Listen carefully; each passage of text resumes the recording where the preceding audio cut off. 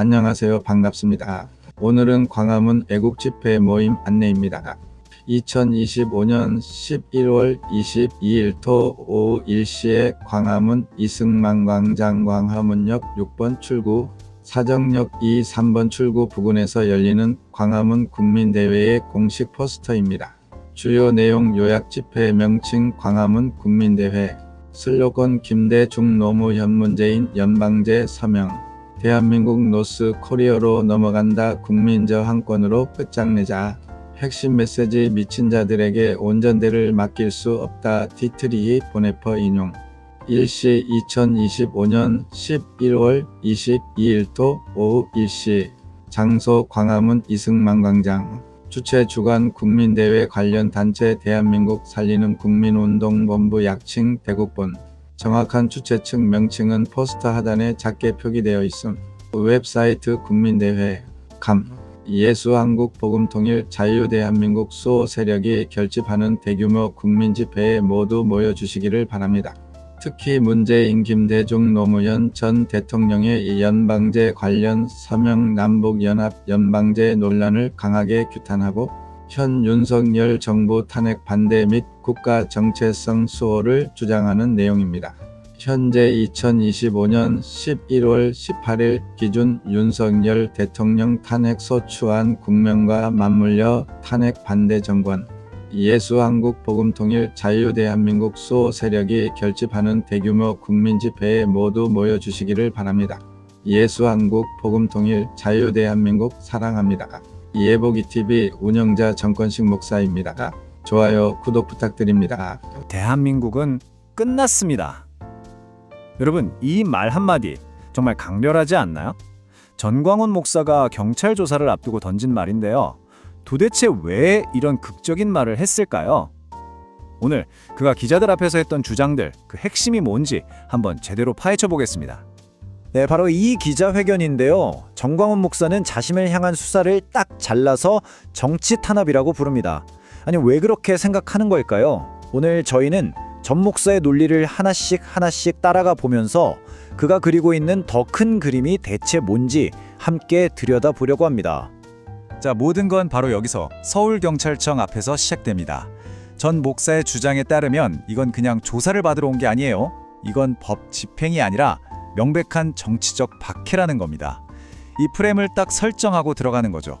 이게 바로 그의 모든 주장의 출발점이라고 할 수 있습니다. 그럼 정치 탄압이라는 증거가 뭐냐? 전 목사가 내세우는 첫 번째 근거는 바로 패턴입니다. 보세요. 자기는 이상하게 좌파 정권이 들어서면 꼭 수사를 받고 구속까지 됐다는 거예요. 문재인 정부 때만 3번이나 구속됐다고 하죠. 그런데 신기하게도 이명박, 박근혜, 그리고 지금 윤석열 정부 같은 우파 정권에서는 단 한 번도 소환된 적이 없었다 이겁니다. 우연일까요? 전 목사는 이걸 우연이 아니라 명백한 표적 수사의 증거라고 보고 있는 거죠. 그런데 말이죠. 전 목사의 이야기는 여기서 끝나지가 않아요. 단순히 나 억울하다 이 수준이 아니라는 겁니다. 자신의 법적인 문제를 훨씬 더 큰 그림, 그러니까 지금 대한민국이 처한 국가적 위기의 한 단면으로 연결시키거든요. 자기 개인의 사건을 대한민국 전체의 운명이 걸린 문제로 확 키워버리는 거죠. 그럼 그가 말하는 국가적 위기의 핵심이 뭐냐? 바로 이겁니다. 김대중, 노무현, 문재인 이 3명의 전 대통령이 북한하고 손잡고 연방대 통일에 합의해서 사실상 대한민국을 끝내버렸다. 이게 전광훈 목사 주장의 가장 핵심적인 전제입니다. 모든 이야기는 여기서부터 시작되는 거예요. 아니, 대한민국을 끝장냈다니 너무 큰 이야기 아닌가요? 그래서 그가 구체적인 근거들을 제시하는데 하나하나가 정말 심각한 내용들입니다. 새 대통령이 연방제 통일에 서명했다는 주장부터 시작해서 노무현 전 대통령이 NLL을 북한에 돌려주려고 했다는 발언, 그리고 가장 논란이 뜨거운 거죠. 문재인 전 대통령이 김정은에게 건넨 USB 문제까지요. 심지어 문 전 대통령이 존경하는 인물로 간첩이었던 신용복 씨를 꼽았다는 것까지 전부 국가 정체성이 흔들리는 증거라고 주장하는 겁니다. 특히 이 USB 문제에 대해서는요.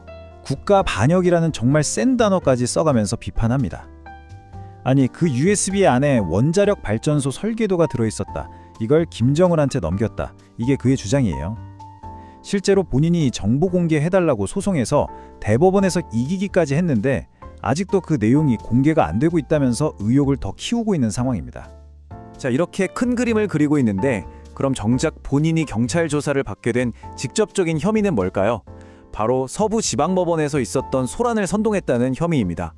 그럼 이 혐의에 대해서는 전 목사가 어떻게 방어하고 있는지 한번 들어보시죠. 그의 대답은요, 아주 간단합니다. 나는 절대 아니다. 전면 부인이에요. 그렇다면 자기가 결백하다는 근거는 뭘로 되고 있을까요? 전 목사가 내세우는 핵심적인 알리바이는 바로 시간입니다. 한번 보세요. 본인은 광화문 집회가 저녁 7시 반에 공식적으로 끝나자마자 잠깐 연설하고 바로 집에 갔다는 거예요. 미국 갈 준비해야 해서요. 그런데 법원에서 소란이 일어난 건 무려 8시간이나 지난 새벽 3시였다는 거죠. 이 시간적인 공백, 그리고 공간적인 거리, 이걸 근거로 나랑은 아무 상관없다. 이 연결고리를 딱 끊어내려는 겁니다. 그래서 아주 단호하게 말합니다. 그 서부지법 사건 나랑은 전혀 상관없다. 그리고 거기서 난동 부린 사람들 우리 조직원도 아니다. 이렇게 딱 한마디로 선을 그어버리는 거죠. 법적인 책임, 도의적인 책임 전부 다요. 근데 여기서 한 걸음 더 나아가서 또 다른 의혹을 제기해요. 뭐냐면 이 사건 수사가 윤석열 정부 초기에는 그냥 묻혀 있었다는 거예요. 그런데 얼마 전에 청와대 민정수석실이 부활했잖아요. 그러고 나서 갑자기 이 수사가 다시 시작됐다는 겁니다. 그래서 이건 뭔가 새로운 정치적인 공작이 있는 거 아니냐, 이런 합리적인 의심이 든다고 주장하는 거죠. 그런데 경찰이 적용한 혐의가 좀 독특해요. 바로 가스라이팅입니다. 전 목사가 심리적으로 신도들을 조종해서 이런 행동을 하도록 선동했다는 건데요. 이 가스라이팅이라는 혐의에 대해서 전 목사는 뭐라고 반박했을까요? 전 목사는 이 가스라이팅이라는 단어 자체를 물고 늘어집니다. 아니 이게 무슨 법률 용어도 아니고 심리학 용어인데 이걸 수사에 갖다 쓰는 게 말이 되냐는 거죠. 그러면서 이렇게 되묻습니다. 목사가 성도들한테 성령의 감동을 주는 것도 그럼 가스라이팅입니까? 라고요. 경찰이 보기에는 심리적 조종인데 이걸 종교적 영감의 영역으로 딱 바꿔서 혐의를 빠져나가라는 시도라고 볼 수 있겠죠. 자, 지금까지는 계멸 혐의에 대한 방어 논리를 살펴봤는데요. 이제는 그의 모든 활동을 정당화하는 더 큰 차원의 이야기로 넘어가 보겠습니다. 바로 국민 저항권이라는 개념입니다. 여기서 그의 논리가 한 단계 더 점프합니다. 이 국민 저항권이라는 건요, 헌법보다도 위에 있는 그야말로 최상위의 권리라는 거예요. 나라가 위기에 처했을 때는 국민이라면 누구나 어디서든 행사할 수 있는 최종적인 주권이다, 이겁니다. 바로 이 개념이 전 목사의 모든 행동을 떠받치는 가장 중요한 철학적 기둥이라고 할 수 있습니다. 이 주장에 역사적인 정당성을 부여하기 위해서 4.19 혁명을 끌어들입니다. 그런데 중요한 건 자기들이 하는 운동은 4.19와는 다르다고 선을 긋는 방식이에요.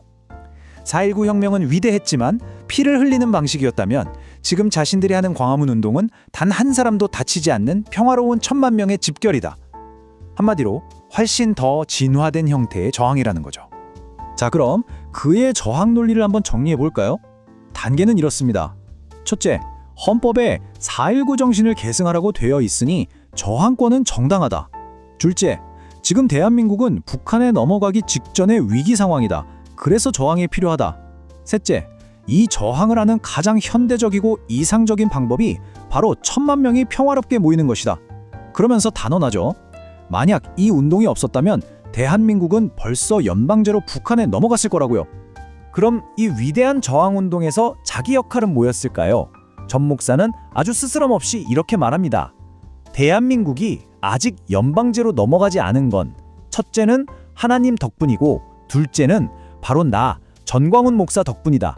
그러니 나한테 고마워해야 한다, 이겁니다. 자, 지금까지의 이야기를 쭉 종합해보면 전광훈 목사가 만들고 있는 서사는 아주 명확해집니다. 나는 법을 어긴 범죄자가 아니다. 나는 나라를 북한의 통째로 넘기려는 거대한 정치적 음모에 맞서서 국민 저항권을 행사하고 있는 애국자다. 바로 이 프레임을 아주 견고하게 만들고 있는 거죠. 그리고 기자회견 마지막에는 언론을 향해서 아주 강력한 경고를 날립니다. 오늘 내가 한 말 한 글자라도 편집하거나 왜곡해서 보도하면 즉시 고소하겠다. 내 메시지가 있는 그대로 전달되어야 한다고 아주 강하게 못을 박았습니다. 네, 지금까지 전광훈 목사가 주장하는 애국적 저항의 논리를 쭉 따라가 봤습니다. 그의 주장을 듣고 나면 결국 우리에게 이런 근본적인 질문이 남는 것 같아요. 헌법이 말하는 저항할 권리의 행사는 어디까지 허용될 수 있는 걸까요? 그리고 그 권리 행사가 법의 테두리를 넘어서는 불안선동이 되는 지점, 그 경계선은 과연 어디에 있는 걸까요? 이 질문에 대한 판단은 결국 이 내용을 접하는 우리 모두의 몫이 아닐까 싶습니다. 예수 한국 복음 통일 자유 대한민국 사랑합니다. 예복이 TV 운영자 정권식 목사입니다. 좋아요, 구독 부탁드립니다.